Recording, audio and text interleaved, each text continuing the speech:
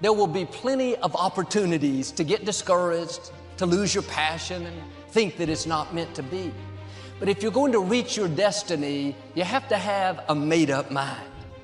If you give up after the first time, or the 5th time, or the 30th time, because people told you no, your attitude is, if I have to believe my whole life, I am not going to stop believing. I am not going to take no for an answer. I'm not going to settle for mediocrity. I'm going to keep pursuing what put in my heart. It's what comes hard. Today I need you to accept the challenge.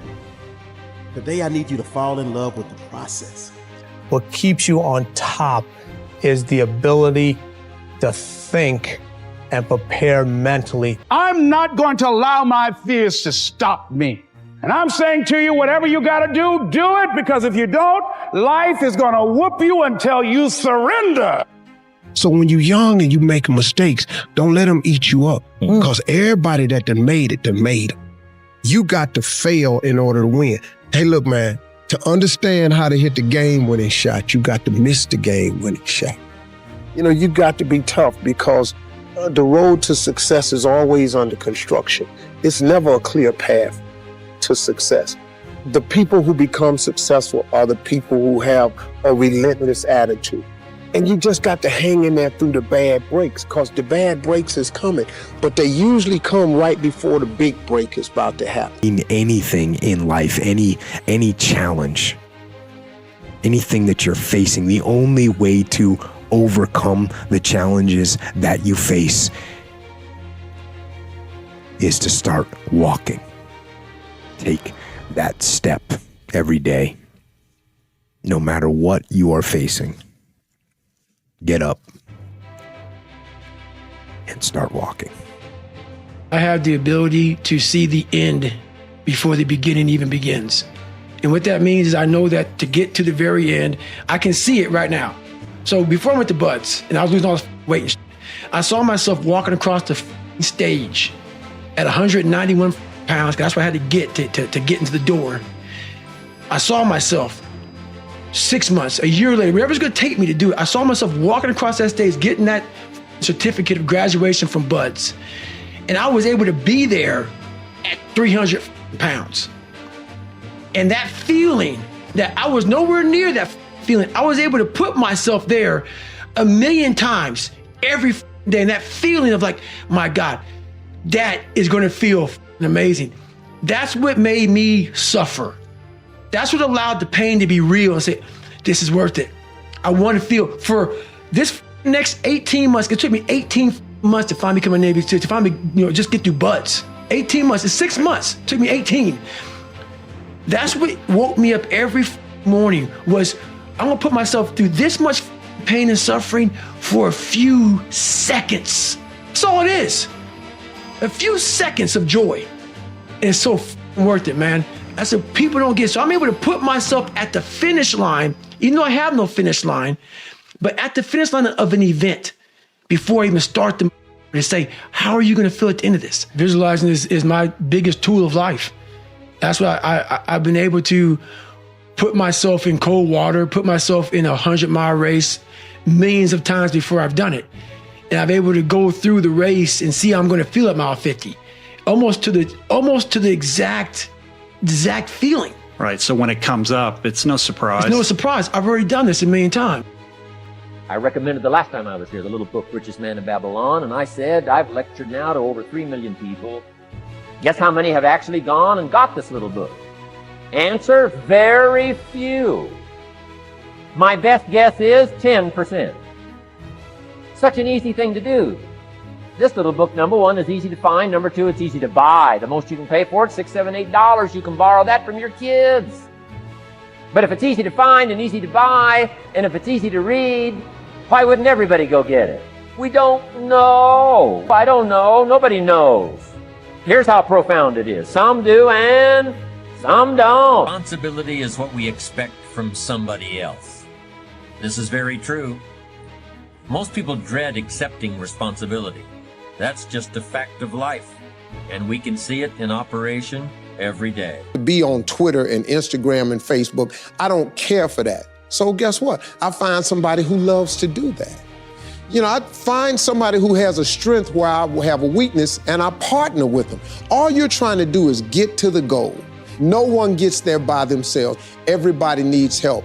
Now, when you know what you got going for you, be confident, not cocky. Managing your strengths, knowing what they are, and don't let nobody talk you out of it.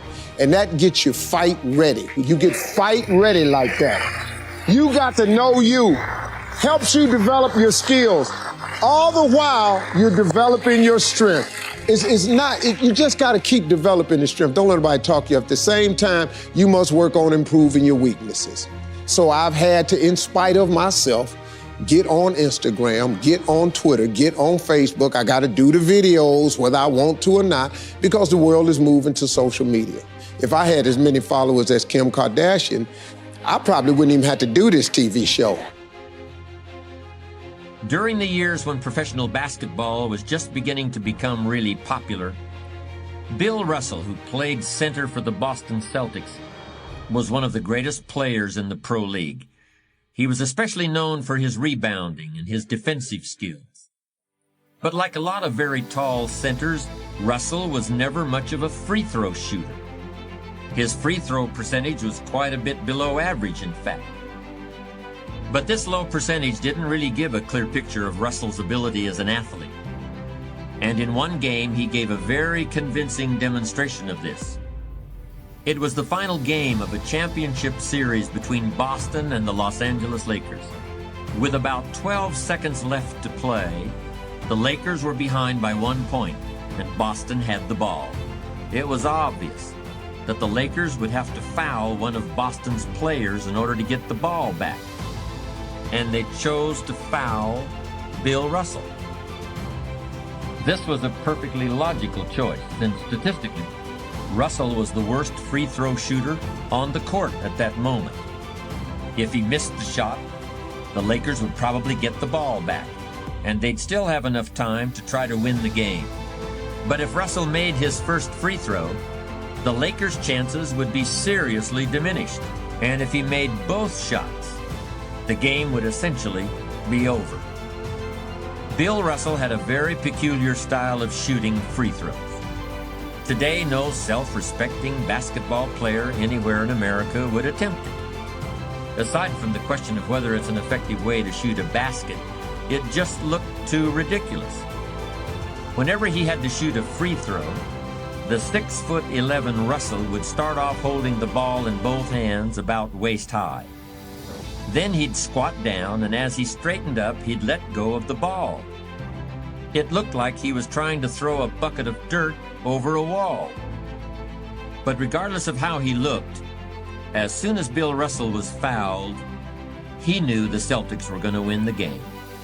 He was absolutely certain of it. Because in a situation like this, statistics and percentages mean nothing.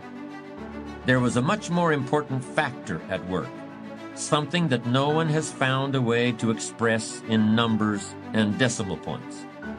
Simply put, Bill Russell was a player who wanted to take responsibility for the success or failure of his team.